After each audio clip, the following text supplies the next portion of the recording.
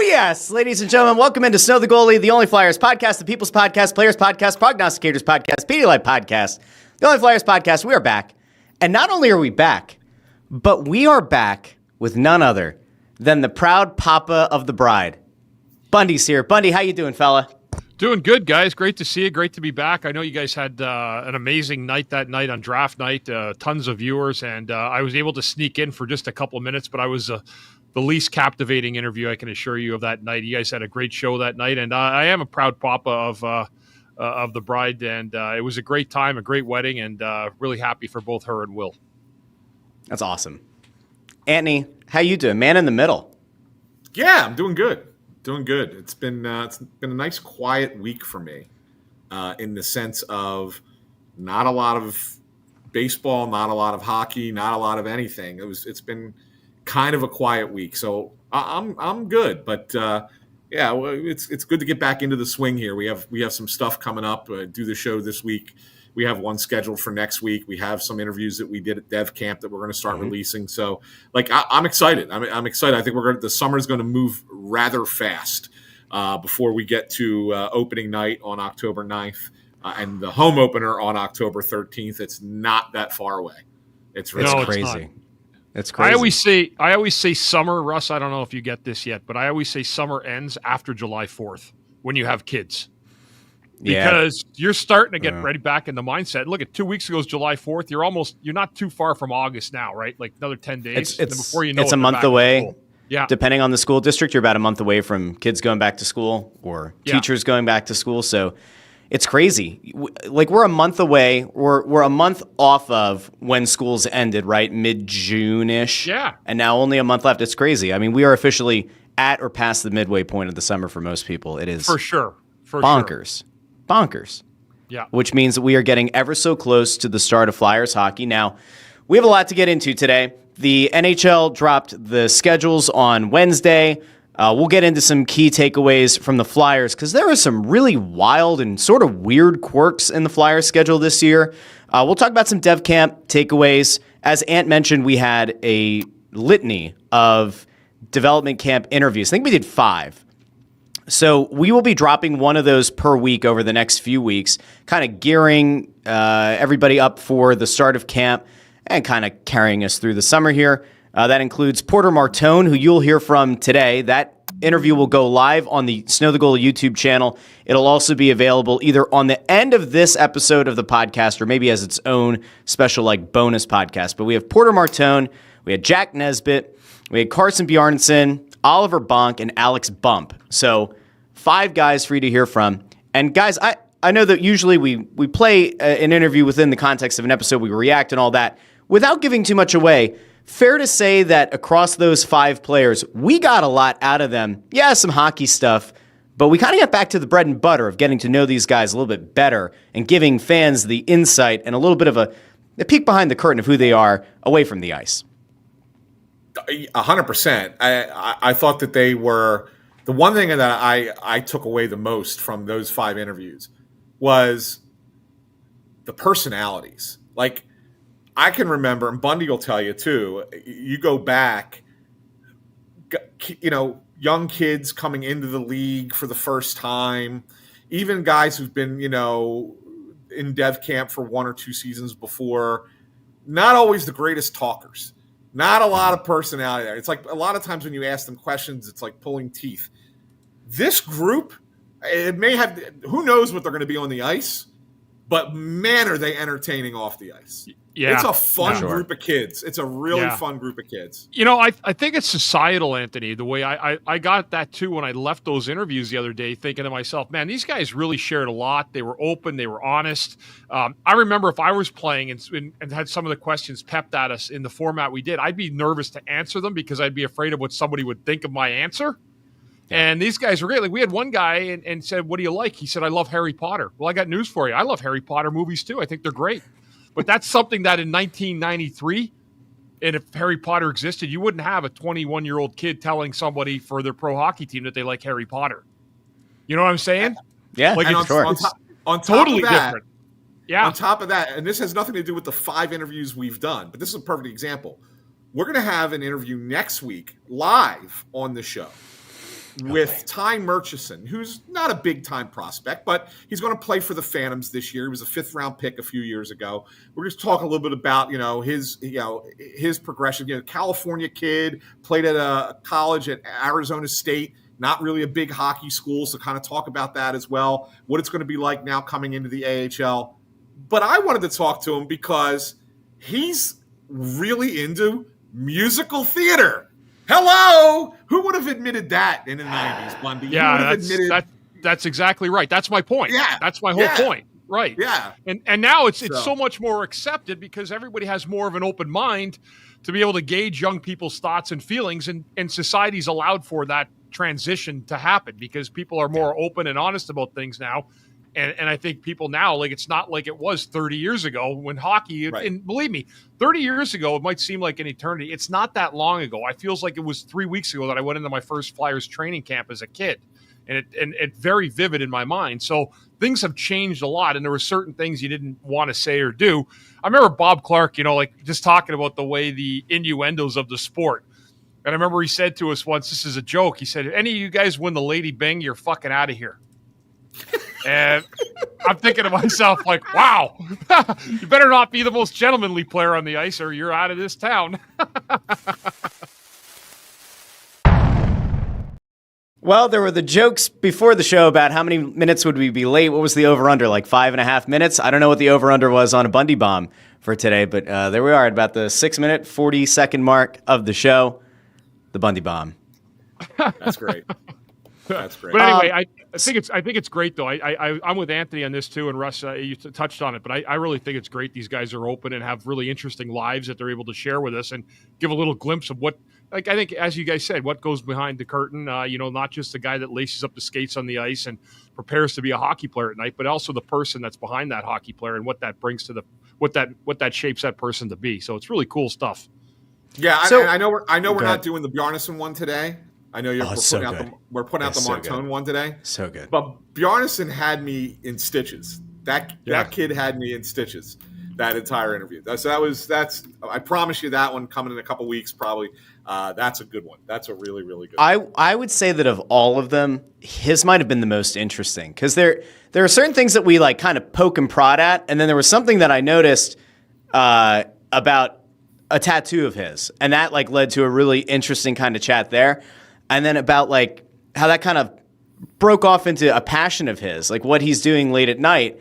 And so you just, again, it's funny. We talked to somebody else from Flyers PR that day, and they're like, years ago, and like, listen, I know people are going to automatically make the connection here, but like Nolan Patrick, right, was like a really HR or a PR trained guy. Like he didn't give you a lot. And there were a lot of players from that same time period where they just would not give you anything, probably just out of fear of things getting twisted and taken the wrong way, like Bundy said. And this group is just not that, which is awesome. Like these guys, as you get to hear these interviews over the next few weeks, like they were just a lot of fun. And you get to kind of get the feeling of what it's like to be a young player with aspirations of making this team. And in fairness, some of those guys probably have a better chance of making the opening night roster than others. I don't know if you guys had anything else that you wanted to touch on from Dev Camp. I know that we didn't do a show last week, but it sounds like Nesbitt had some standout moments in the scrimmage. Obviously, Martone is a guy that everybody thinks is going to have a legit chance to make the team. Alex Bump, I think, maybe has the inside track of all the guys that were at Dev Camp, including like the Luchenkos of the world who didn't suit up due to injury. Bump to me kind of seems like a guy who probably has a really good chance. Ant, was there anything else that you had heard around Dev Camp or any other names you want to kind of float out there for people to kind of have an eye on going into camp, in a month or so? No, not at all. And I think that you've basically just covered. I think Alex Bump is the guy that probably is going to get a gig. The Flyers coaches and staff won't say that. You got to earn your spot, right? They don't want to put it out too early. But from everything I hear behind the scenes, like they are very excited about him and think that he's going to be a player in the NHL, and not just a guy, but a useful player, very good player. And they're excited to get him into camp and get him on the roster. So, that's the one that I think is probably the most telling from development camp. One of the comments here ties that to Tyson Forster, the injury to Forster. Is there any updates on that, guys? I've read a lot of different types of things on Twitter, or X rather, that somebody said he's going to be ready for camp. I've heard other people saying it won't be till perhaps early into the new year.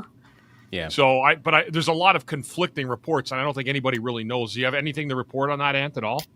I don't have anything new to report on it. Right. But I will stick by the reporting I already put out, that they don't think it's good, and they think it's going to be a bit before he's ready to play. Okay. Yeah. And in fairness, I'll go stick with that for now. And had the report out there about, was it the bicep, right? And then Danny came out and he had the presser where he said something about an infection in the elbow, and it seemed like there was an update a few days ago that kind of talked about the elbow again. Remains to be seen, right? Guys, so just because, here's what I'll say about that. Yeah, go ahead. And without giving away too much, when you have an infection, which he did have an infection, just because that's where the infection started, doesn't necessarily mean that's where it was contained. Or vice versa. I mean, you could theoretically have an issue with a bicep or a tricep, and and the infection winds up in your elbow. That's not unheard of. Okay. Yeah. So 3 names that I think most people are kind of talking about as ones to have an eye on going into camp are Martone, Bump, and Luchenko. And so I want to throw this to you guys, we're in the middle of July, but if I gave you those 3 names and I said, based on roster slots, let's just assume that Forster is not ready for the start of the season. How many of those guys do you think ultimately could end up on the opening night roster? Like, if everything is equal, how many of those 3 would you say, yeah, that's a pretty good likelihood that it happens, out of Luchenko, Martone, and Bump? And I guess I'll go to you first. Max 2. Yeah. I'd say 1 for sure, possibly 2. I don't think all 3 are going to make it. I don't think Jet Luchenko is going to start the year with the Flyers. Now, it comes into camp, it blows him away. Maybe he does. I know that the Flyers wish that the new CBA were in place this year, because they'd love for Jet Luchenko to be the one guy that you're allowed to say you're able to play first rounder, able to play in the American Hockey League before the age of 20. They'd love for that to happen, because I think that they're a little bit like, they don't feel like you're going to develop a lot playing on a weak team in Guelph. They're not a very good team there. What is he going to do there that he hasn't already done in junior hockey? They would like for him to take that next step competition wise. But the good news is that Guelph won't be a good team. Maybe he gets traded in junior hockey, ends up on a better team. If not, if the Phantoms are better, maybe he makes a longer run with the Phantoms. At the end of the season, you get some more time in the AHL. So, it's not the end of the world, but it's also not the greatest situation. The NHL club can't have any kind of an impact on that, though, right? In terms of a trade with Junior, there's nothing that they could theoretically do to try to, influence. There's always backroom conversations of some kind, sure, right? But no, it's not. Those teams are run on their own, and they make the decisions for their teams what they see, they think is best, and how they see fit. Bundy, I don't know if you have a read on these 3 guys and how many of them you think have a realistic shot of making it. But is there, you could throw that out, but is there also the thought of you only want to have a limited number of these guys that will be making their NHL debut at the start of the season? Or do you think you just go by whoever impresses the most out of camp? Well, I think because last year, and I mean, obviously Martone's at a higher level than Luchenko because he was picked higher in a deeper draft. But I think for sure you're going to see, at least if he doesn't make the team and come out of camp saying he's looking great, he's at least, I think, going to get at least that look for the 9 games to start the season. But again, I don't know if him going back to junior, I don't think is as much of an option as maybe him going a college route if he doesn't make the Flyers. Mm-hmm. I don't know that for sure. I'm just speculating what might be the best avenue for him if they don't think he can play. But I'm going with Anthony on this, and I think it's going to be two guys. And the two guys I think that make it for opening night are Bump and Martone. And that's not a shot against Lutsenko at all. I think they have a thing in their mind that he needs a good year of development for what he's looking at down the road and what they want him to be. And I think that avenue is best suited for him being able to play a lot of minutes against better competition he's going to see in Guelph. I'll tell you that Martone playing in the World Championships with NHL players is a big thing. It's a big deal. He got to spend a month playing hockey with NHL players and really kind of getting a sense. So in a lot of ways, what he's already had the ability to do is what usually that 9-game trial period at the beginning of a season is for teams, for young prospect players. Porter Martone's already had that in a sense, playing international competition with NHL players. So he might have a leg up on the ability to make the team. And now look, the Flyers are going to sit down with him and his agent. They're going to have a conversation and they're going to really try and figure out what's the best course of action for him. But guess what? Like if he's not going to try and make it in the NHL and go to college, that decision has to be made before he goes to training camp. Right. Yeah. He can't go to, I didn't clarify that either because a lot of people are talking about it. You can't be a professional and then go to a college afterwards. You have to maintain your amateur status to do so. So you can't have been paid. You can't have played a game in the NHL and then go back to college. It's just not feasible. So he can't take that 9-game tryout, which the Flyers have in their hip pocket if they want to use that to give him an extra look, as he will as a high first-round pick. And they'll be able to take a look at that situation. But do I think college route is where he's looking? No, I don't. I think he's looking at making the Philadelphia Flyers for opening night roster. That's my guess, and that's what I think the Philadelphia Flyers want. I agree with Anthony. Also, I think that experience that he got in the World Championships was huge for him to be able to see like Sidney Crosby, guys like that in action, being their teammates, getting a taste of the next level, I think has helped him exponentially in the last 3 months. It's a good spot to move to, I guess, the next big thing, which was the schedule that dropped. Because people, I don't know, guys, like it feels like people, for whatever reason, really cared about it. I'm not saying that you shouldn't care. I was excited about the potential of the schedule dropping, if for no other reason than I needed to know if we were going to have to go down there for like 7 games and 9 nights or not. And it appears as though we don't have to. I think the worst stretch of the season is 10 games and 17 days.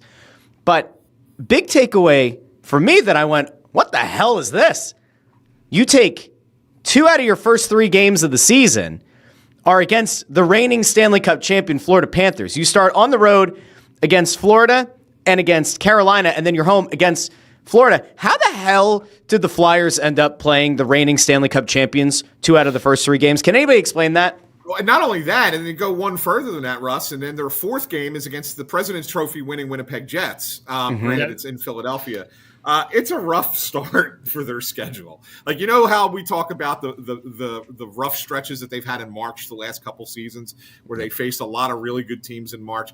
Well, guess what? The first month of the season for the Flyers is brutal. Like, I looked at this calendar, looked at the schedule, looked at the calendar, and was like, oh man, like they are going to be tested early. The one good thing I will say about I'm actually I'll bring it up here on the screen for those who might have missed it. So the one good thing I will say about this is if you're going to play a lot of good teams, you'd rather play them early in the season when they're not ramped up to that next level that you get to after the trade deadline, which is why those March games were like the Bataan Death March for the Flyers over the last couple of seasons, and you lose all those games in a row, or mostly all those games in a row.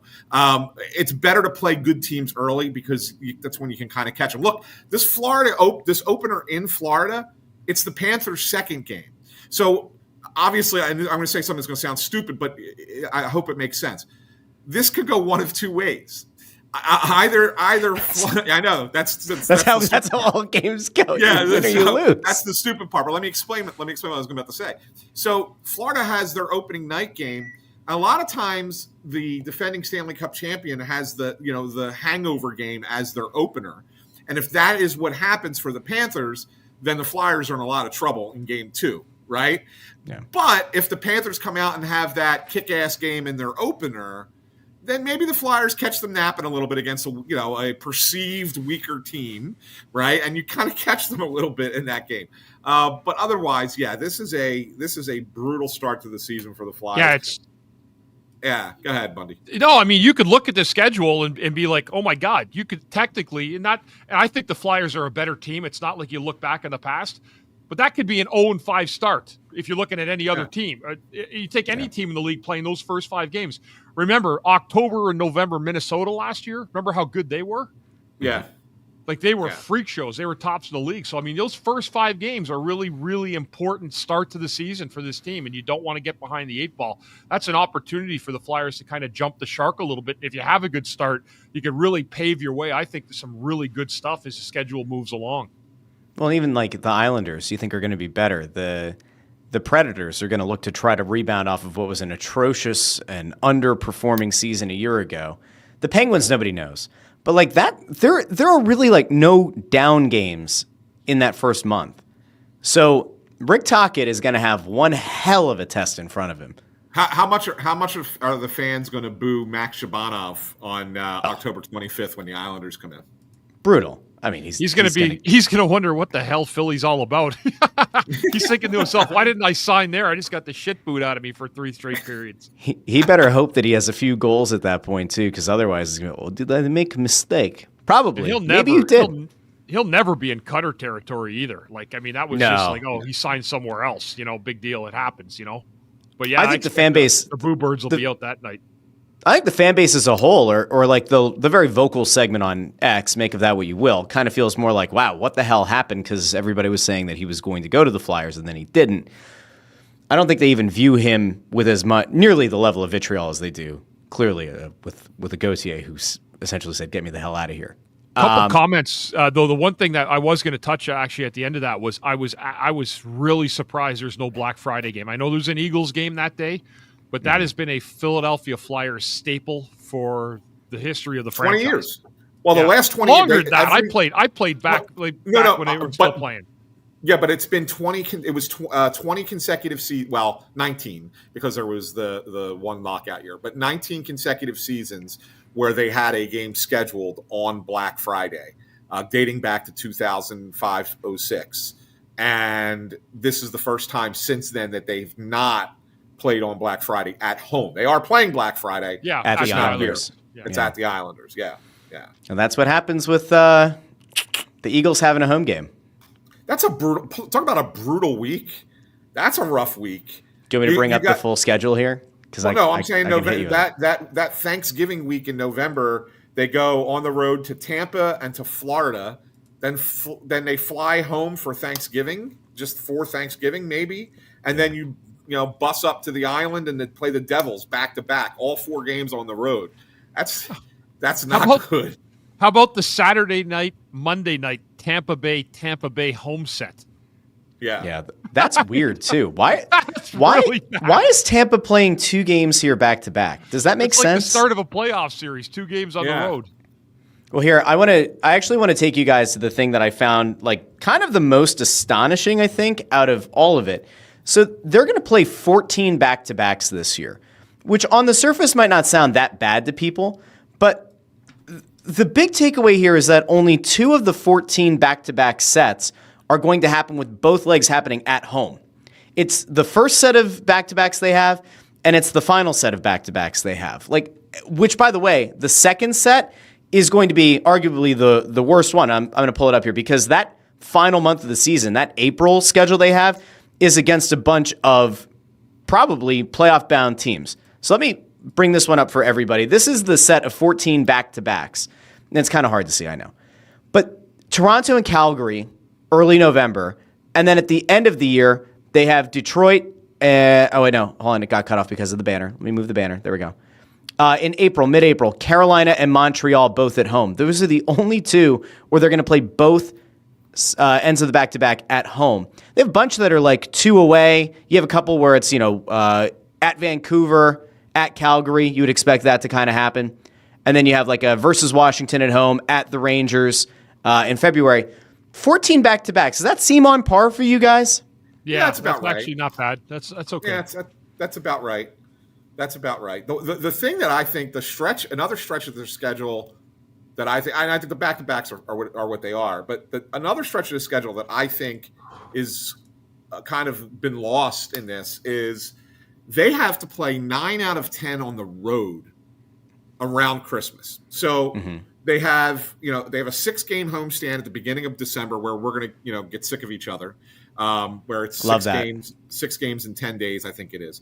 And then they go on a 4-game road trip: Carolina, Montreal, Buffalo, New York, Rangers. They come home for 1 game against Vancouver. And then they go right back out on the road again. It's Chicago, and then out west right after Christmas, Seattle, Vancouver, Calgary, and then Edmonton the beginning of January. Yeah. That's 9 out of 10 where you're going to all those cities in 2 weeks.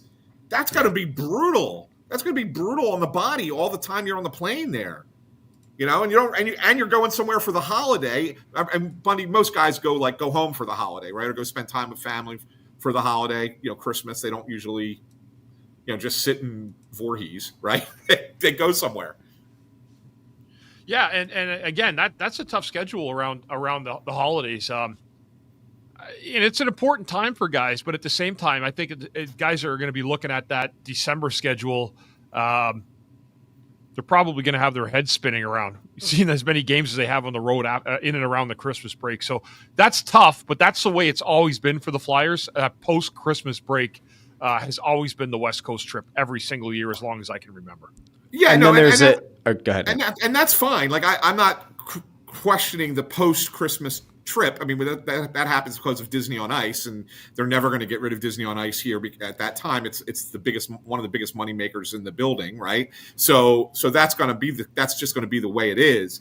But to have a 4-game road trip and then a 5th game right before Christmas too, that's the part that I don't ever remember happening. Bundy, 9 out of 10 on the road. I would have never seen my children at the holiday if that was the case when I was traveling with the team. To go 9 out of 10 on the road from December 14th through January 5th or 4th, whatever it is, that's a long time outside of away from home. That's a long way away. Yeah. That's also kind of what happens when in the first month of the year, they're going to play 14 games at home. Yeah. Right. They got a lot of home games early. They have a shit ton of home games. And so that's not ideal. It's far from it, We haven't even had any time change games yet for Phillies run-ups over the year. Remember that happened last year? There's some potential for that. I was already kind of looking at that. There's some potential for time changes, especially on Saturdays. I gotta think that maybe that Devils start at 3:00 on October 4th. That preseason game might have a different start time because of the Phillies. Potentially, they might move that one into a different time. It's a preseason game, I know, but I wonder if the 18th against Minnesota or the 25th against the Islanders, if the Phillies are still playing at that time, if those things will be changed, if those games will be changed. By the way, I misspoke. I said 7. I think I said 14 or 17 games. It's not possible. They have 7 games in the month of October. 7 of their 41 is 17% of their home games for the entire year are going to happen in October. And again, they're against a bunch of teams that are going to probably be playoff teams or certainly in contention, even though it's early in the year. And then you have this offset where you have all these games on the road in December. It's just it is rough. There's no getting around it. Also, Poonugs is right. Thank you, Poonugs. 39 says hit the like button, Buttes. That does help. Thank you, Poonugs. Guys, can you say thank you, Poonugs? Thank you, Poonugs. 39. 20 of their first 31 games are at home. I mean, you better hope. You better hope Talk has these guys playing well to start the year. That means only 21 of their last 52 are at home. That's a lot of travel after the 31st game. Doesn't that seem unbelievably skewed? It does. That seems crazy. But I understand partially why. I mean, you got to remember you have the you have the Olympic break this year, which is long, almost 3 weeks. Yeah, and the Sixers, who are getting more involved with the schedule making process now that they are 50-50 partners in the building. And so the Sixers probably want certain nights at the X that previously would have been Flyers games. So I get the sense that you're loading up in October before the NBA season begins, getting some home games there that probably you wouldn't have had otherwise because the Sixers are taking some dates. So the Flyers should be able to pull back priority for every game Paul George misses. And since he's already having knee surgery, I like the Flyers' chances of getting things back in their favor a year from now. I hope there's no Sixers Black Friday game. I'll lose my marbles. I don't know when the NBA schedule comes out. I don't think it's come out yet. We'll have to look. The NBA schedule is always the last one. I don't understand what takes so long for the NBA schedule to come out. By the way, Greg Bondarenko here with a good point and a good question. Tuesday, January 6th, Cutter 2.0 game. Will it be as good as last year's? Wasn't it the same date last year? Was it the insurrection? Really? The insurrection game. Yes. I think. I don't know. I would have. I think to it was go back close. and look. Date-wise, I think it was close. I don't know if it was the 6th. We'll have to look. I'm looking right now. It was January 11th. Okay. January 11th last. It was close enough, though. Yeah. I mean, this one's going to be a little bit more. Top 3 games of the year for sure last year. It's certainly going to be interesting, though, right? Because Trevor Zegras now plays for the Flyers. That you would think that there's going to be a little bit of extra oomph from his perspective, right, to play against a team that, I mean, I don't know if it'd be fair to say gave up on him, but he was a guy that was pretty much an untouchable for years, and then they played him at wing because they didn't think he could get it done at center. If you're 2.5 months into the season and he's playing 1C or 2C minutes for this Flyers team and they're winning games, you got to think that he's going to have a little bit extra ready for that game, right, Bundy? 100%. Absolutely. There'd be a lot of jacked up emotions again for that game, and I would expect Zegras to be nothing but totally, completely ready for that game against Anaheim.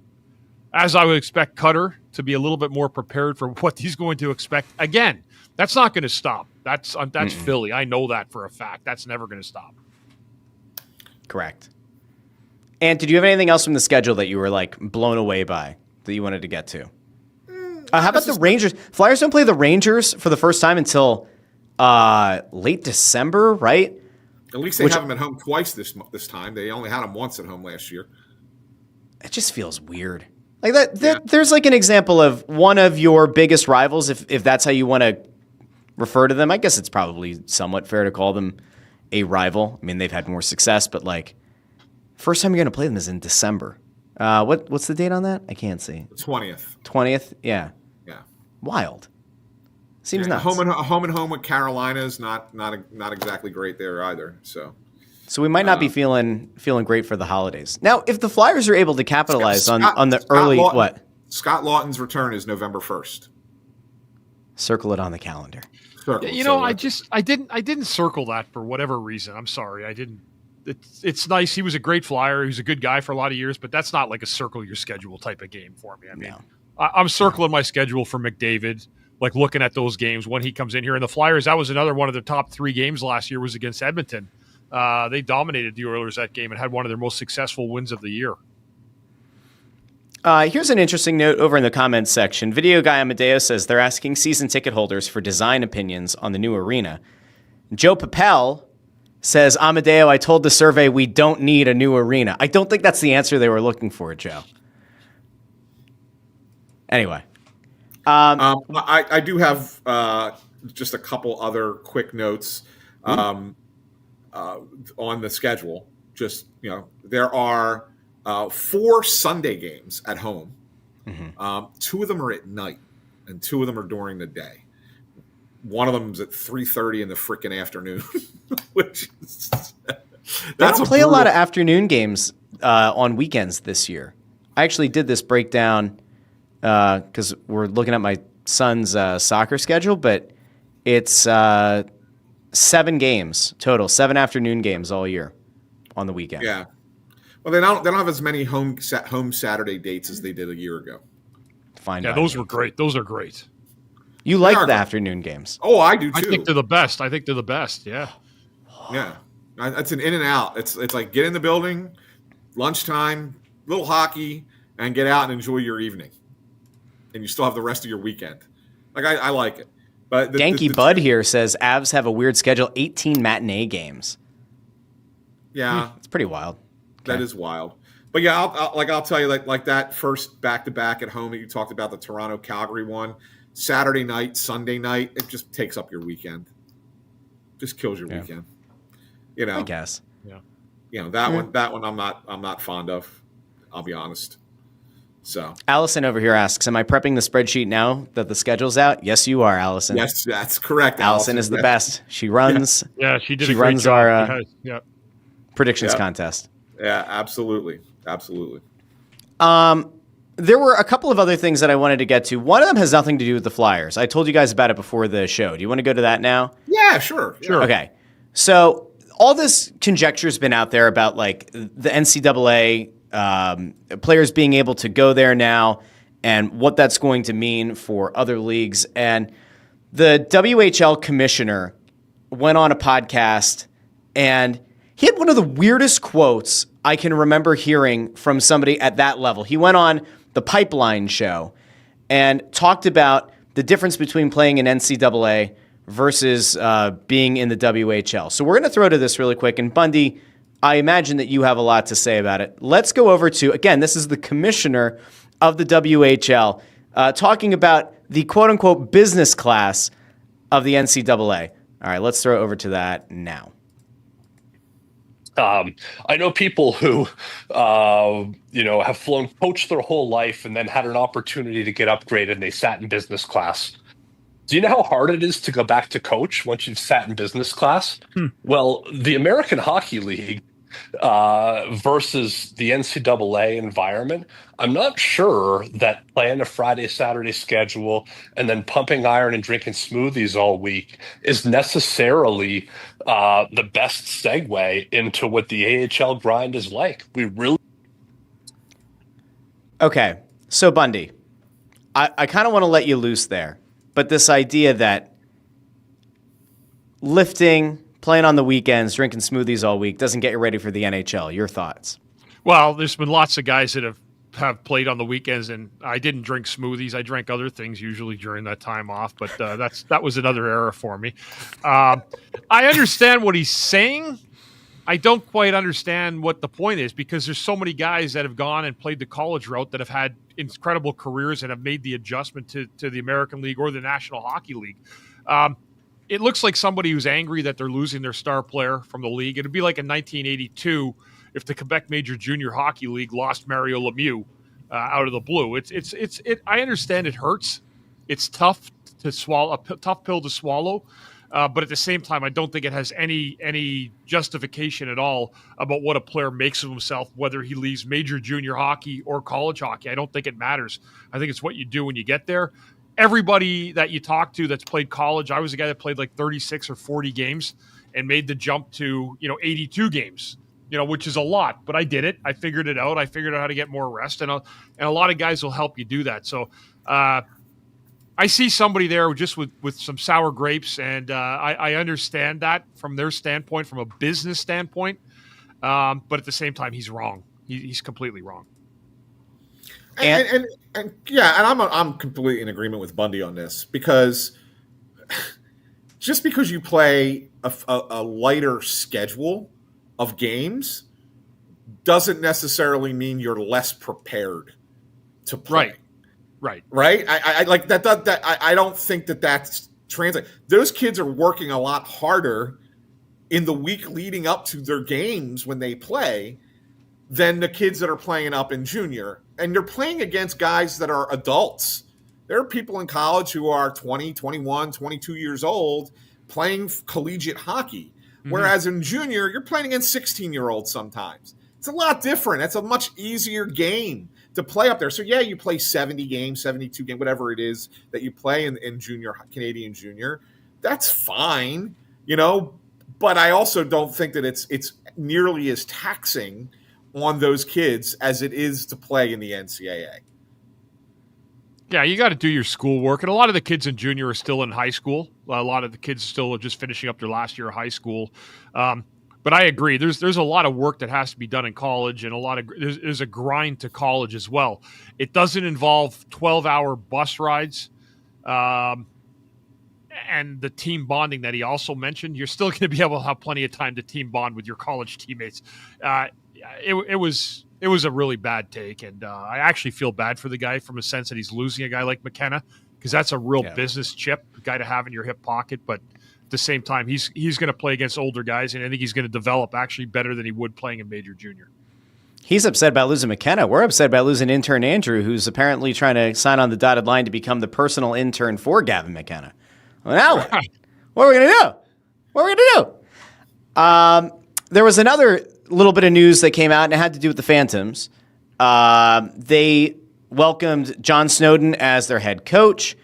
In addition to that, Nick Schultz was brought on as an assistant coach, as was Terrence Wallen. So you have a new coaching staff.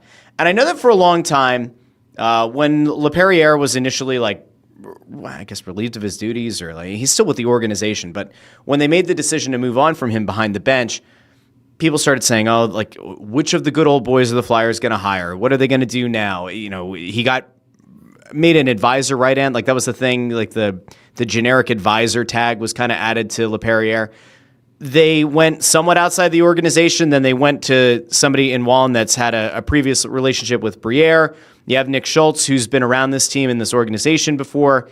Any big takeaways there, guys, on those hires? What it could mean for the Phantoms and all that? No, I don't have any huge takeaway. I mean, Snowden was an assistant coach with them last year, so he's familiar with the team already and everything. I think this is a trial run for him. I think that they like him. Let's see how it works out for him. Give him a season and see what happens. I still think that there is an ultimate desire to bring someone else in that's currently under contract elsewhere. That might happen down the line. And this is kind of a transition season. But if Snowden goes out and has a really good year as the head coach there, then maybe that change doesn't happen, right? So it's an opportunity for him. Wallen, like you said, he has a history with Danny from when Danny was running the show with the Maine Mariners in the ECHL back when they were a Comcast Spectacor entity. That was Briere's first gig, for lack. Right? I mean, that was his first thing, is kind of learning how to run a team. Came running the Maine Mariners, and he brought Wallen in as a player. And then, was talking to him back then, and Wallen said he was wanting to get into coaching. And so then he kind of got into coaching at Maine. But Danny always kind of kept tabs. And so he brought him in,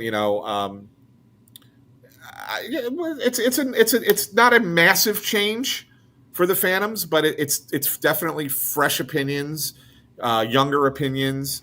And I think that they're going to, if the organization sends prospects to the Phantoms for the postseason run this year, this group will play them big minutes. And I think that's kind of what the idea is. They like for when they have their prospects playing at the end of the regular season or in the playoffs with the Phantoms, the goal is for them to play the big moments, not necessarily the veteran AHL guys, which kind of is what hurt the Phantoms last year, maybe ultimately cost LePerriere his job as a coach there.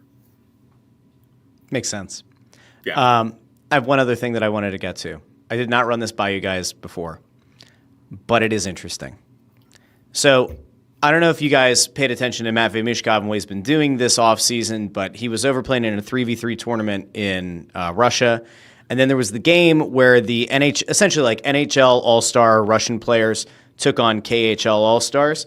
And in that game, he scored a Michigan, which was funny because only a few days prior he had said he's done with the Michigan. He's not going to do it anymore. Yeah, or it's certainly not something that he's going to work on. What? Did you see the pace of play when he did the Michigan? I could have done the Michigan. I could have done the Michigan. It looked like an NBA All-Star game. Yeah, it wasn't. There was nobody on him, nobody pushing him or anything. I mean, it's great. The guy's got a wicked talent. I mean, there's no doubt about it. But there was nobody on him at all. The reason that I bring it up, nor was the goalie hugging the post. Nor was the goalie. No, no, there was plenty of space. But the reason that I bring it up is because Mishkov was interviewed over in Russia, and he was asked about playing with Trevor Zegras. And so obviously it's in Russian. If you're watching on YouTube, you'll get to see the captions. If you're listening in the podcast, we will kind of break it down.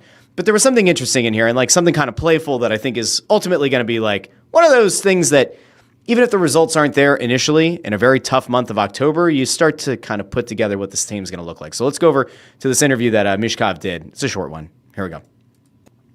Где легче лакросс забивать? Здесь или в большом хоккее? А что-то уж давно лакросс не забиваю. Уже забыл, что такое, честно. Там. Так, подожди, Сейчас Зеграс приедет, покажешь мне, как это делается. Кто тебе отбил желание забивать лакроссы? Да никто, просто сколько я пару раз пытался сделать, это не получалось, и в принципе все, как бы сейчас. Ты не забросил эту идею? Да нет, что, время будет. Потренируюсь еще немного, и дай бог, в следующем сезоне забью. Ладно, вот сейчас за Зиграса зашел разговор. Он тебе уже звонил, там, или ты ему, то, что его поменяли в Филадельфию, там, какой-то челлендж вы уже там придумали, нет, между собой? Да не, если честно, еще не было с ним разговора, просто я увидел, что его обменяли, как бы, и он там какое-то интервью дал про меня хорошее, вот, и, в принципе, еще так лично с ним не общались в дальнейшем.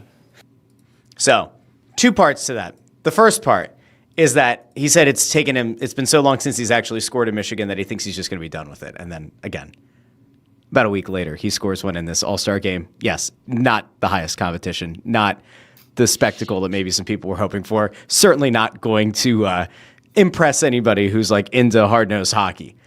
But talking about the fact that, like, you know, he kind of jokes about Zegras maybe telling him or teaching him how to do it again. I think part of it got cut off there. But there is something interesting, right? Like, we have collectively covered some pretty bad Flyers teams. And even Bundy, before you joined the show, and it was just Ant and I, we've covered some really bad Flyers teams that don't have a lot of high upside, a lot of high-end prospects. And so when you're losing, it's not even like you could look to the silver lining of like this next generation. In the case of this team, between like a Zegras who's a change of scenery guy and is still young, in a Mishkov that had a really impressive rookie season, a Martone who might make the team, and Alex Bump who has a chance to make a team, it does kind of feel like, if nothing else, this team might be fun to cover, even if the results aren't there initially in October. Like, do you guys allow yourselves to just, I don't know, feel like there might at least be some fun stuff to cover with this team, even if they're not great? Well, I've thought about the reconstruction of it, and the team is getting better. I mean, when you look at it on paper, again, I don't know the results on the ice until the season starts, but on paper, they're a better team. They've improved. They've gotten some skill in here. They're going to have guys a year older that are going to have the experience of having played last year. And you know what else? Don't decry this, but a lot of these guys played for John Tortorella. You get a guy like that fucking coaching you and up your ass the whole time. You're gonna be a lot better settled when a guy like Rick Tocchet comes in and coaches you, because you've already been in the worst of the pea soup with a guy that probably was all over you all the time, to now you have a guy that's more of a coach's or a player's coach that you can go in and openly have a conversation with. I think he's not a pushover. He's also not a pushover of a player's coach, though, because I think a lot of times that tag ends up going on to somebody who's viewed as like not having the gravitas, I guess, to go into the locker room and like crack some skulls. It feels like Tocchet does have that. Oh, he does. Because he's laced up the skates. Like, it's a little bit different than like maybe how we used to view like maybe a Vigneault, or even like when Scott Gordon was here as an interim coach, viewed more as players, coaches, if that makes sense. Yeah, and he did play. I mean, like Torts could hardly skate. It was like Hitchcock. Like, they couldn't skate, and it's kind of hard to sometimes look at them when they're telling you in your face that this is what you need to do, and you're like, dude, you can't fucking skate. Why am I listening to you? But you had to, because they were good coaches. But anyway, I just wanted to make sure I got that sentiment out there, Anthony. Get a smile off your face. There are guys like that, though. Yeah, they literally can't skate, but they know everything about the game, and that's I don't know if you guys. That's actually funny that you said that too, and I don't know if I'll be able to pull it up here fast enough. But Sean Avery, everybody remember Sean Avery. Most Flyers fans hated Sean Avery. He like went off on a rant on his show about Torts, and it was the same thing. It was about like this guy. If you like even blew air his way, he'd fall over. He'd fall off his skates. So it's just funny the timing of yeah. So the timing of that's pretty funny. Definitely was not going to be winning any figure skating awards. That's for sure. Well, it's not the mousecapades or the icecapades, right? Just while you're looking that up, I'll throw this at you. Like, I agree with Bundy. They're going to be a better team. I think they're going to be a better offensive team than they were a year ago. And not like overwhelmingly better, but they're going to be better. The thing that I still have the pump the brakes on the excitement slightly is still don't love the goaltending. I don't. I think Sam Erson's a backup goalie in the NHL. The Flyers are banking on having somebody be able to platoon with him, and that Erson won't be leaned on as heavily as he was last year. And when he's in that situation, then he's better, and maybe that's the case. But I don't know about Dan Vladar. That was the one name that I was kind of, I looked at what they did here at free agency, and I went, yeah. Like I wasn't sure. Like I looked at him like, all right, who knows? Maybe this guy comes in and surprises us. But there was nothing that I saw with Dan Vladar that made me go, oh, that's an upgrade. Yeah, he had a good end finish of the year. Yeah, he had a good end with Calgary as they were trying to make the playoffs. That's maybe where you try to find a silver lining. Yeah, I mean, have we talked since the acquisitions were made, Dvorak and Vladar? Well, I think we did. We sort of did, right? The last show we did was the draft, and then we did get together to do at Dev Camp to record stuff, but it wasn't. That's live. right. Okay. Yeah. I don't know what people thought was going to happen because it seems like Flyers Twitter's kind of calmed down a little bit in like the week and a half that's followed. But there just seemed to be so many people who were like unbelievably pessimistic. And as we know, I tend to be the most negative, aka realistic one, like when it comes to this team. And like, I can't even be upset with the offseason they had. This isn't the offseason that they get, guys. You have a ton of cap space coming up in 2026. The only criticism I have of like, Dvorak's fine. The AAV doesn't matter because it's a 1-year deal. Vladar on 2 years, could you have been better off pursuing an Alex Lyon? I don't know. But like, you didn't make any terrible commitments. You didn't take on any bad contracts to try to get a better asset around the draft. All this cap space comes up next year. The only concern I have, Ant, is you're putting a lot of eggs, presumably in the 2026 free agent class basket. And if those guys are to re-sign with their teams, or if those guys are to really hone in on 2 or 3 squads, and this team doesn't make the playoffs, and they end up in the lottery again, which I don't think they will, it's going to be kind of hard to get meetings with those guys, isn't it? Or are they going to really bank on the idea that players really want to come hear out what a rebuilding team with Jonesy, Briere, and Tocchet have to offer? Like, where do you land there? They're going to take the swings, and I think that they feel like having the personalities running the show that are so well liked around the league, but by that I mean Keith Jones and Rick Tocchet specifically. Not to say that Danny's disliked, because he's not. It's just it's different when you're the general manager as opposed to who's putting the contracts together than the guy you're going to play for or the president of the team who's glad handing everybody. I think that they feel like there's enough goodwill out there with those guys to get people to want to come play here, that people will want to come. And whether you land any of the biggest names, the biggest fish, whether they're actually there or not, I still think there'll be some. Like will McDavid re-sign in Edmonton? Maybe. No.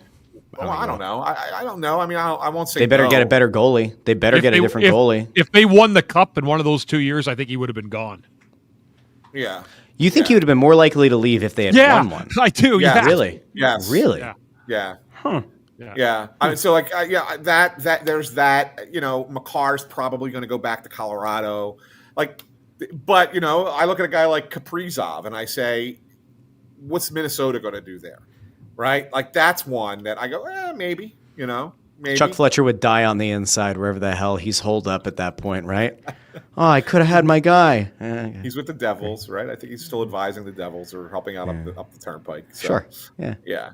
But like there's other names that are going to be out there. It's not like they're all going to re-sign. Like I think there will still be players, and the Flyers are going to try and land one. Whoever it is that that they go after, they're going to go after. But and it's going to be more than one. Like they're close to $50 million under the cap for next year? It's a lot of money. I mean, a lot of teams are going to have space. They're going to be, I think, near the top in terms of cap space available. Yeah. My concern, just to be clear, isn't that they aren't willing to take the swing. It's just all right, like if McDavid and Makar come off the board, which you expect them to, I think that there's a good chance McDavid's going to go elsewhere or seriously entertain the idea. You don't make that comment at the end of the season that, well, I'm going to talk to my agent and decide, what's best for my family. Like, you don't say that shit if you are 100% like sold on being a lifelong Oiler, in my opinion. I could be wrong.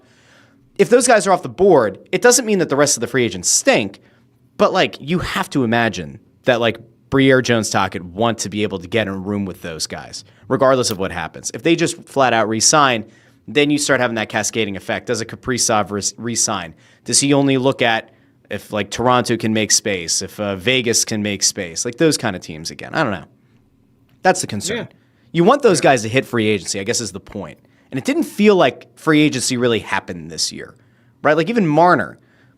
I mean, Toronto claims that, there's a backdoor deal as long ago as a year ago with Vegas, but like it never felt like free agency got going this year. It was just guys were off the board almost instantaneously.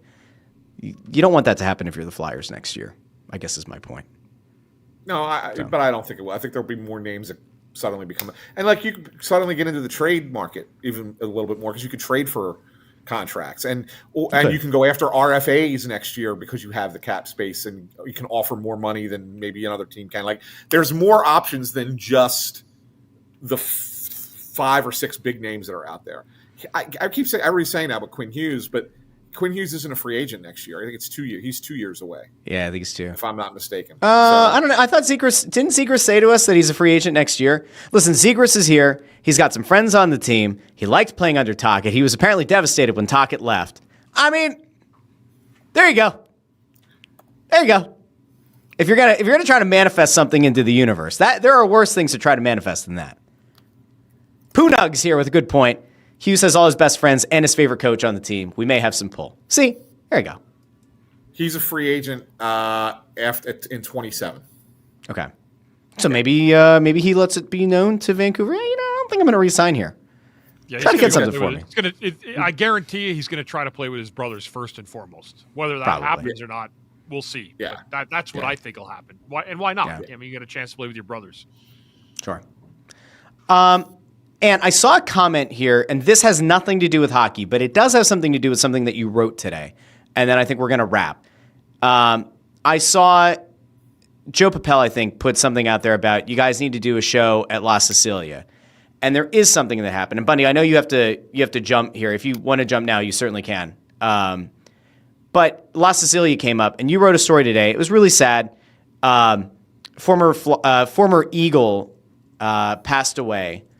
At 38 years old, Brian Braymond passed away at 38. He made a critical special teams tackle in Super Bowl 52 to pin the Patriots within the 8-yard line.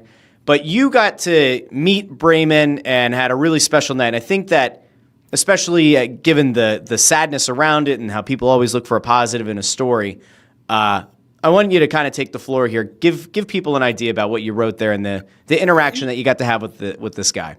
Yeah, and if you want to read it, it's sitting on Pattison right now, and it's an interesting story because I didn't know Brian Braymond before this night. It was in 2016, and I was doing a podcast. Well, it was before it was called a podcast. I was doing an online radio show with Rob Motti, former Philadelphia sports writer, is based in Florida now. He's the national NFL writer for the Associated Press these days, and we were trying to kind of grow the show, and my sister and her husband had opened a restaurant, had opened La Sicilia, and out in Oxford, and they had just built on that banquet room where we held our live show. Might have to do one this year too. Yeah, and they wanted to kind of promote it more, and we wanted to promote the radio show. So I go, what can we do together? And my sister said, bring a couple Eagles out. Well, I didn't have contacts with the Eagles, but Rob really did. And he asked around, and nobody was willing to drive out to Oxford from NovaCare. It's an hour and 20 minutes from the NovaCare spot, except one guy. It was Brian Braymond. And Brian Braymond came out, and we said to him, hey, 20 minutes on the show, sign some autographs, take a couple pictures, and you're free to go. And Brian Braymond stayed all night. He stayed not when I say all night, not just for the entirety of the show and took every picture and signed every autograph.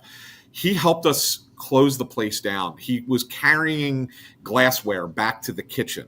He did shots with the staff after the night was over as a celebratory, hey, thanks for having me out here. He sat down at the bar with my dad and my uncle and talked football and life for a half hour by himself, just them sitting over at the bar. Like, this was a guy who I didn't know at all and didn't know our family, the restaurant, nothing. And he made an entire night out of it with us. That's a photo from Rob Motti put out today of us doing it there back in 2016. Just an incredible guy, and I never got to talk to him again after that night. That was my only experience with him. But I will never forget that night. My family will never forget that night, and it's a real sad loss to lose a guy so young, 38 years old, Brian Braymond, and rest in peace, Brian. But that was a really, really cool thing for him to do that he did not have to do. And he did it for some people. Think about it. I mean, you guys know Oxford, PA is so far away. When are professional athletes going out to a small little restaurant that far away, right? And this guy was an active player who took the time to go out there and do it. So really great. Cool of him. Yeah. Rest really in peace. Yeah, that's a sad story, Anthony. Thanks for sharing that. Makes us get a little bit more appreciation for who he was and what he did. That's great stuff, man. Really good. Yeah. Really, really cool. Really cool. I think that's probably a good place to wrap up. I don't know if there's anything else you guys want to get to. I think that's probably the best thing. I don't know if you guys saw this, by the way. We're not going to go. You know how, like, when we watch Kiss Cam and everything at Wells Fargo Center about how things can go awry? The X, my friend. The X. There's You, no more you guys. sign-up that says Wells Well, I'm Fargo. saying at Wells Fargo Center, sometimes things went awry, but not at Xfinity Mobile Arena. You guys saw the Coldplay thing, right? Did you see the Coldplay thing that happened? Dude, I just saw that today. That is unbelievable. What they should have done, if you can play it, they should have pretended that it didn't happen. Just stay right in the same position. Yep. They killed themselves doing that.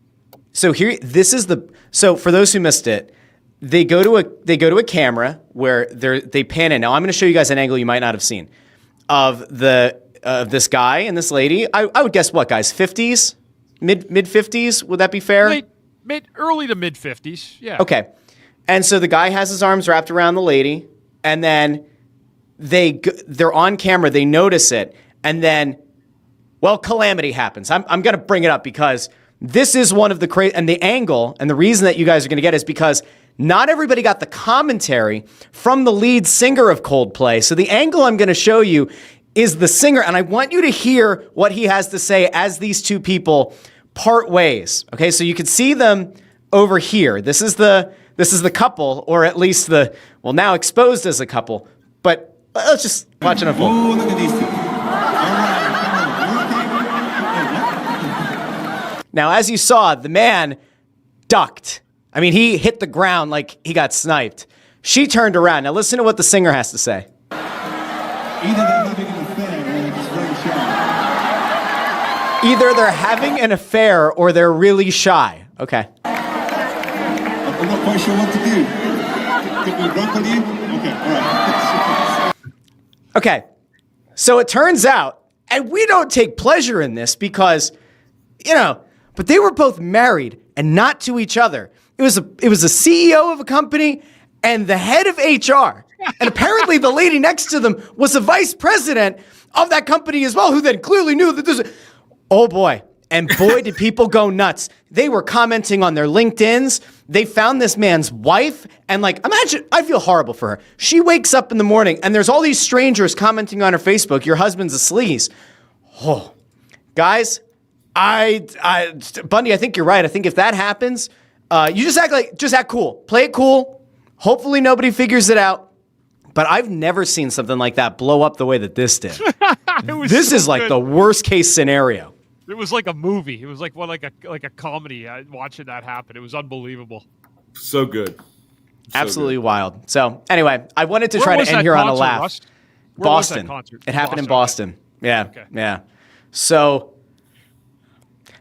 I finally saw that video late in the afternoon. I was like, oh, you have to get it with the singer's reaction and the fact that he goes, either they're having an affair or they're just shy.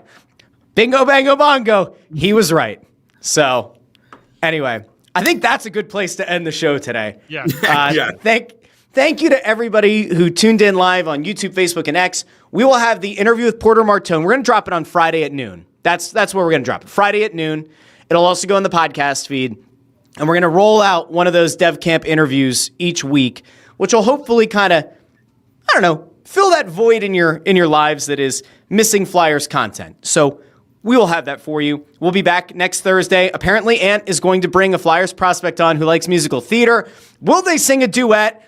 I have no idea. I kind of hope not, but who knows? Anything could happen. Maybe Bundy's going to warm up the Golden Pipes and have those going as well. I don't know. As I said to Russ when I first pitched this to him, I said, this could turn out as a complete disaster, or it could be one of the greatest interviews we've ever done. It could be either one. We don't know. We'll figure that out as it happens. Wild stuff. Yeah. Well, Good stuff, guys. We'll be back next week. Bundy, have anything going on with the Flyers or any appearances or anything coming up this weekend? But I encourage everybody, if they get a chance, to follow hockeyhotstove.com, hockeyhotstove.com. Me and Bill Meltzer. Bill Meltzer is the head of that, and we're getting it's some seriously good, great, comprehensive stuff for forums, blogs, all team content around the league. So if you haven't signed up and subscribed yet, go to hockeyhotstove.com and do me that favor. Thank you. Anthony, get your plugs in. I'm in the Facebook Messenger chat group for Hockey Hot Stove. It's wild. Wow. I've commented in there. I've gotten in it. Yeah, Bill and I have been in there, commenting, mixing it up with the peeps. It's been good. It's been like good. the Wild West. Yeah, it's good. Good Thanks. stuff. Thanks, Anthony. And is there an episode of Fighting Words tomorrow? Should be. Yeah, Okay. Bob and I haven't finalized it yet, but it should be tomorrow. Yes. I look forward to you guys going live at like 7 a.m. without giving me any info to get the YouTube set up. It'll It's probably great. be 7:30 in the morning. It'll probably be 7:30 in the morning, yeah. All right. I'll be back on Friday afternoon with the Russ Joy Show. You can find it on YouTube or wherever you get your podcasts. So we'll keep this going into the weekend. We'll be back next week. Until then, this has been Snow the Goalie, the Only Flyers podcast. Find Ant on Twitter at AntSanFilly. Bundy's over there at Therien6. I'm on there at Joy on Broad. Thanks again. Find us wherever you get your podcasts. We will talk to each and every one of you next week here on Snow the Goalie, the Only Flyers podcast. Have a good one, everybody.